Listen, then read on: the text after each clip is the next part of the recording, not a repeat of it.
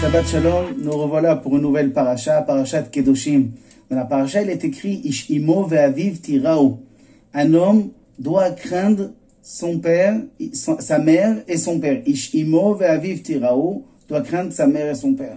Rashi nous fait remarquer que dans la parachat Yitro, il est écrit Kabed et avicha ve'et imecha. Un homme doit respecter son père et sa mère.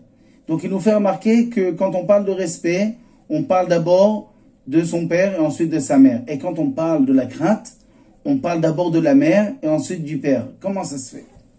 Il nous explique que si il est écrit Kabed et avicha ve'et imecha dans les 10 commandements, quand on parle de respect, eh bien on dit respecte ton père d'abord parce qu'un homme a par nature besoin de respecter sa mère plus que son père. Pourquoi?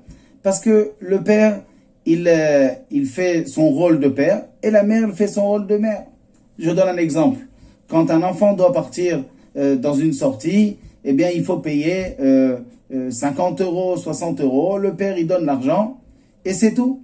Alors que la mère, elle met dans son sac un boulot, une canette de Coca-Cola, des bonbons, des chocolats.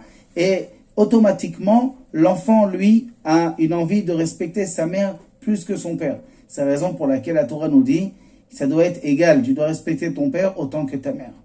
Par contre, la crainte, naturellement, un enfant craint son père plus que sa mère. C'est la raison pour laquelle, dans cette paracha, il est écrit Ish imo ve'aviv tirao. La crainte, elle doit être égale envers ta mère comme envers ton père. La Gemara nous raconte énormément d'histoires sur le respect des parents et combien cette mitzvah est importante. Akadosh Baruch Hu veut absolument qu'un enfant, qu'un homme respecte ses parents. Et respecter ses parents, comme on l'a déjà dit une fois, c'est respecter Akadosh Baruch Hu lui-même. La Gemara dans le traité de Kiddushin ramène l'histoire de Rabbi Tarfon, qui lui était un homme, un Tana, un homme Kadosh, un homme saint, qui était, depuis la destruction, il a vu le Beth Amikdash, le deuxième Beth Amikdash, le deuxième temple, il était même après. Cet homme-là était un grand Talmid Chacham, un grand sage, mais il était aussi très riche. Et il avait plein de serviteurs dans la maison. Et il faisait tout à la maison, à part une chose. Rabbi Tarfon, il avait à la maison une mère âgée. Et tout ce qui était en direct avec sa mère, tout ce qui était en rapport avec sa mère, il laissait aucun serviteur le faire, il le faisait lui-même. La Gemara raconte que sa mère était âgée, elle avait du mal à monter dans son lit. Eh bien, à chaque fois qu'elle voulait monter ou descendre de son lit, Rabbi Tarfon lui-même se mettait à 4 pattes pour que sa mère cède de lui pour monter ou descendre de son lit. Rabbi Tarfon. La Gemara raconte une autre histoire où un jour, il faisait un jour de printemps et sa mère voulait prendre un peu de l'air. Elle est sortie et voilà, c'était un jour de Shabbat et que son lacet s'est déchiré. Et donc comme c'était Shabbat, elle ne pouvait pas réparer le lacet. D'un autre côté, c'était que le début du printemps et le parterre était encore froid. C'était dangereux pour elle de marcher sans les chaussures. Rabbi Tarfon n'a pas hésité un instant. Il s'est mis à 4 pattes et sa mère a marché sur ses mains jusqu'à qu'elle arrivait à la maison. Il était à 4 pattes et il marchait. Chaque pas, il mettait les mains en dessous les pieds de sa mère pour qu'elle puisse arriver à la maison. Rabbi Tarfon donc faisait un kibbud avaim, un respect de sa mère de manière extraordinaire. Il faut savoir que cette mitzvah, elle est une des plus grandes mitzvahs, une plus importante de la Torah. Mais il faut savoir aussi autre chose. Si ce n'est pas assez fort pour convaincre les gens de comprendre que respecter ses parents, c'est un ordre et ça n'a rien à voir avec combien tes parents sont autour de toi. Toi, tu dois être autour d'eux. Le Ben Ishraï, Rabbeinu Yosef Chaim raconte une histoire Nora, une histoire qui fait d'un côté peur, mais d'un autre côté qui remet les choses, les pendules à l'heure, comme on dit. Raconte une histoire d'un homme qui, quand son père a vieilli, il a envoyé se débrouiller tout seul.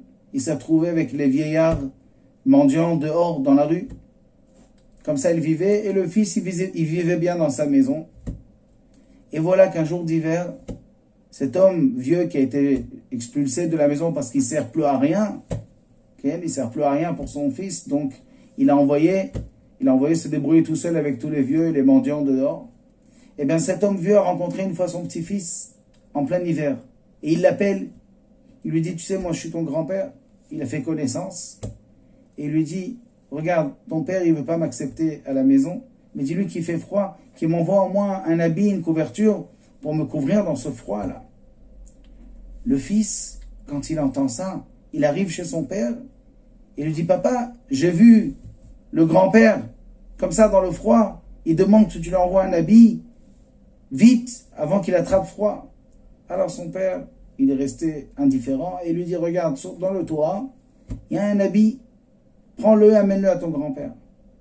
Le petit-fils, vite, monte dans le toit, et il voit là-bas un habit qui est même plus appelé un habit, tout usé, tout déchiré, avec des trous.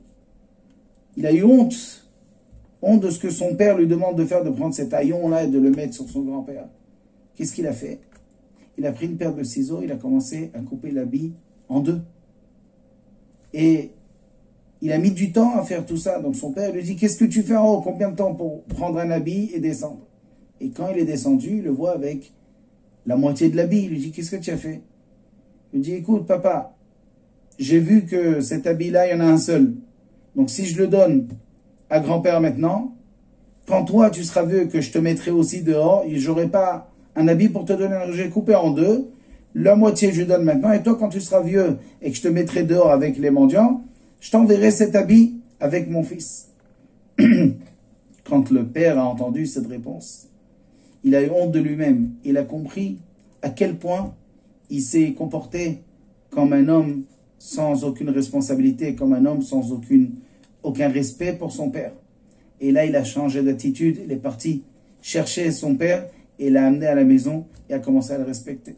Donc si un homme ne comprend pas par une manière jolie que la Torah nous dit que c'est comme ça que ça doit se passer, que les enfants doivent respecter les parents quoi qu'il arrive, eh bien, des fois on le comprend avec la main dure, des fois on comprend, il faut savoir, le Ben Ish Chai nous dit que comme toi tu t'es comporté avec tes parents, tes enfants vont se comporter avec toi-même.